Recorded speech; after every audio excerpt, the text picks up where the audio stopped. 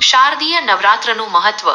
નવરાત્ર માં આદ્યશક્તિની આરાધનાનું પર્વ છે, જે ગુજરાતની પ્રજાની વિશ્વવ્યાપી ઓળખ, સમાન ગરબા અને દાંડિયા સાથે સંકળાયેલું છે. આ શબ્દોની ઉત્પત્તિ અંગે સંશોધન કરનાર સૌપ્રથમ અંગ્રેજ વિદ્વાન ટર્નર હતા, જેમણે 1931માં જણાવ્યું કે નવરાત્ર શબ્દ મૂળ સંસ્કૃત દ્વંદ્વ સમાસ છે, જેનું અપભ્રંશ થઈને નવરાત્રિ અને પછી લોકબોલીમાં નોરતા થયું. ગરબો શબ્દ ગર્ભદીપ પરથી આવ્યો છે, જે માટીના કે તાંબાના ઘડામાં રાખેલા દીવા માટે વપરાતો હતો. ગુજરાતી પ્રજાએ દિવસ દરમિયાન ધંધા વ્યવસાય અને આકરા તાપથી બચવા રાત્રિના સમયે માની ભક્તિ શરૂ કરી, જેના કારણે આ પર્વ નવરાત્ર તરીકે ઓળખાયું. આ ઉત્સવનું ઐતિહાસિક મૂળ માર્કંડેય પુરાણમાં જોવા મળે છે, જે લોક ઋષિ માર્કંડેય અને ઋષિ કૌષ્ટુક વચ્ચેના સંવાદ પર આધારિત છે.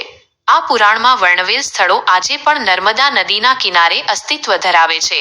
ઈસ 502માં મૈત્રક રાજાઓના શાસનકાળમાં નવરાત્રને દેવી સત્ર તરીકે ઉજવવામાં આવતું હતું, જેના ઉલ્લેખવાળા તામ્રપત્રો પણ મળેલા છે. સિંધુ સંસ્કૃતિના ઉત્ખનન અને સમ્રાટ ચંદ્રગુપ્તના સમયમાં પણ મા દુર્ગાની આરાધનાના પુરાવાઓ મળ્યા છે. આયુર્વેદિક અને આધ્યાત્મિક દૃષ્ટિકોણ. આયુર્વેદ અનુસાર નવરાત્રનો સમયગાળો ઋતુ સંધિકાળ છે, જે 2 ઋતુઓના સંક્રમણનો સમય છે. આ સમયગાળામાં માનવ શરીર વાતાવરણના ફેરફારોને કારણે થોડું નબળું પડે છે અને આહાર વિહારમાં અસંયમ રાખવાથી વાયરલ રોગો થઈ શકે છે. આપણા પૂર્વજોએ આ સમય દરમિયાન શારીરિક અને માનસિક સ્વાસ્થ્ય જાળવવા માટે ઉપાસનાની પરંપરા ગોઠવી, જેથી લોકો સ્વસ્થ રહી શકે. મુખ્યત્વે ચૈત્ર, વસંત અને આસો, શરદ નવરાત્રનું વિશેષ મહત્વ છે, કારણ કે આ ઋતુઓમાં વાયરસજન્ય રોગોનું પ્રમાણ વધુ હોય છે. શરદ ઋતુને તો રોગોની માતા કહેવામાં આવે છે. વેદકાલીન સંસ્કૃતિમાં લોકો સૌ શરદ ઋતુ જીવો કહીને દીર્ઘાયુષ્યના આશીર્વાદ આપતા હતા. નવદુર્ગા અને 10 દુર્ગુણોનો નાશ. પુરાણો અનુસાર નવરાત્રની ઉજવણી માં દુર્ગા દ્વારા મહિષાસુર અને અન્ય રાક્ષસોના નાશના આનંદોત્સવ તરીકે થાય છે. આ દરેક દૈત્ય માનવ સ્વભાવના 9 દુર્ગુણોનું પ્રતીક છે અને દેવીના 9 સ્વરૂપો આ દુર્ગુણોના નાશનું પ્રતીક છે. આ 3 દિવસના 3 તબક્કામાં વહેંચાયેલું છે, જે માનવના આધ્યાત્મિક વિકાસની યાત્રા દર્શાવે છે. 1. તામસ પ્રકૃતિ. ધર્મની સિદ્ધિ. પહેલા 3 દિવસ શૈવ અને માહેશ્વરી શક્તિની આરાધના માટે છે, જે મનના દોષો દૂર કરી આધ્યાત્મિક ચેતનાનો પાયો નાખે છે. પ્રથમ નોરતું શૈલપુત્રી. આ સ્વરૂપે મા એ દુર્ગમ નામના દૈત્યનો નાશ કર્યો હતો, જે આળસ અને કામલુલુપતાનું પ્રતીક છે. આ દૈત્યનો નાશ યથાર્થ જ્ઞાન દ્વારા જ શક્ય છે. આયુર્વેદિક દ્રષ્ટિએ આ સ્વરૂપ હરડે ઔષધ સાથે સંકળાયેલું છે, જે શરીરના દોષો દૂર કરે છે અને તેને અભયા કહેવાય છે. બીજું નોરતું બ્રહ્મચારિણી. મા એ દુર્ધર દૈત્યનો વધ કર્યો, જે ક્રોધ અને અધીરાઈનું પ્રતીક છે.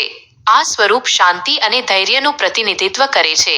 જળબ્રાહ્મી નામની વનસ્પતિ મસ્તિષ્કને શાંત રાખીને ક્રોધને દૂર કરે છે. ત્રીજું નોરતું ચંદ્રઘંટા. આ સ્વરૂપે દુર્મુખ દૈત્યનો નાશ થયો, જે નિંદાખોર અને ઈર્ષાળુ સ્વભાવનું પ્રતીક છે. આ દુર્ગુણમાંથી મુક્તિ માટે ધાત્રી, આમળા ઔષધ મદદરૂપ થાય છે, જે શરીરની બળતરા શાંત કરે છે. 2. રાજસ પ્રકૃતિ. અર્થની સિદ્ધિ. પછીના 3 દિવસ વૈષ્ણવી શક્તિની આરાધના માટે છે, જે શરીર અને ગૃહ સંસારની સુખ સમૃદ્ધિ માટે છે. ચોથું નોરતું કુષ્માંડા. મા એ ચિક્ષુર દૈત્યનો વધ કર્યો, જે લોભ, મોહ અને સ્વાર્થનું પ્રતીક છે. આ સ્વરૂપ અન્ન અને જળ દ્વારા પોષણ આપનાર છે. કુષ્માંડ ભૂરા કોળા ઔષધ શરીરને પુનર્જીવિત અને ચેતનવંતું બનાવે છે. પાંચમું નોરતું સ્કંદમાતા. આ સ્વરૂપે મા એ આડી દૈત્યનો વધ કર્યો, જે ભય અને દ્વેષથી ઉત્પન્ન થતી હુમલાવૃત્તિનું પ્રતીક છે. આ દુર્ગુણમાંથી મુક્તિ માટે આદુ કે સૂંઠ જેવી ઔષધિઓ લાભદાયી છે, જે શરીરને રોગમુક્ત રાખે છે. છઠ્ઠું નોરતું કાત્યાયની. મા એ બક દૈત્યનો નાશ કર્યો, જે કુટિલતા અને દગો દેવાની વૃત્તિનું પ્રતીક છે. આ સ્વરૂપ અજ્ઞાનને દૂર કરી વિજય અપાવે છે.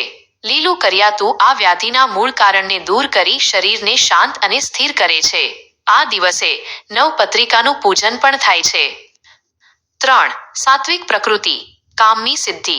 અંતિમ 3 દિવસ બ્રાહ્મી શક્તિની આરાધના માટે છે, જે આનંદ અને મોક્ષની સિદ્ધિ તરફ દોરી જાય છે. 7મું નોરતું કાલરાત્રિ માં એ રક્તબીજ દૈત્યનો નાશ કર્યો, જે મદ એટલે કે ઘમંડનું પ્રતીક છે. આ સ્વરૂપ ભક્તોના ભયનો નાશ કરે છે. હળદર ઔષધ ઉત્તમ રક્ત પ્રસાદક છે, જે શરીરમાંથી વિષ અને મદ દૂર કરે છે. 8મું નોરતું મહાગૌરી માં એ શુંભ અને નિશુંભ દૈત્યોનો વધ કર્યો, જે ગુમાન અને મત્સર ઈર્ષ્યાનું પ્રતીક છે. આ સ્વરૂપ નમ્રતા અને સહજતા લાવે છે. શતાવરી નામની ઔષધિ 8મા નોરતા સાથે સંકળાયેલી છે, જે પોષણ અને જીવન શક્તિ આપે છે. 9મું નોરતું સિદ્ધિદાત્રી માં એ મહિષાસુરનો વધ કર્યો, જે અહંકારનું પ્રતીક છે.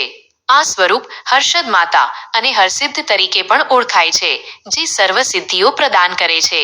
વિજયા ભાંગનું ઔષધીય સ્વરૂપ મન અને તનની વ્યાધિ દૂર કરી શાંતિ અને એકાગ્રતા આપે છે. આમ નવરાત્ર એ માત્ર એક તહેવાર નથી, પરંતુ માનવ જીવનને શુદ્ધ, સ્વસ્થ અને આધ્યાત્મિક બનાવવા માટેનું એક સંપૂર્ણ દર્શન છે, જે તમસ, રજસ અને સત્વ ગુણો દ્વારા મનુષ્યના આધ્યાત્મિક વિકાસની યાત્રાને દર્શાવે છે. આ લેખમાં વર્ણવેલ નવદુર્ગાઓના સ્વરૂપો અને તેમના દ્વારા નાશ કરાયેલા દૈત્યો વાસ્તવમાં મનુષ્યના 9 દુર્ગુણોને દર્શાવે છે. આ સમગ્ર આધ્યાત્મિક અને મનોવૈજ્ઞાનિક વિવેચન લોકઋષિ માર્કંડેય મુનિએ જનસામાન્યમાં પ્રચલિત કર્યું હતું, જેના કારણે તેમને 7 ચિરંજીવીઓમાંના એક ગણવામાં આવે છે.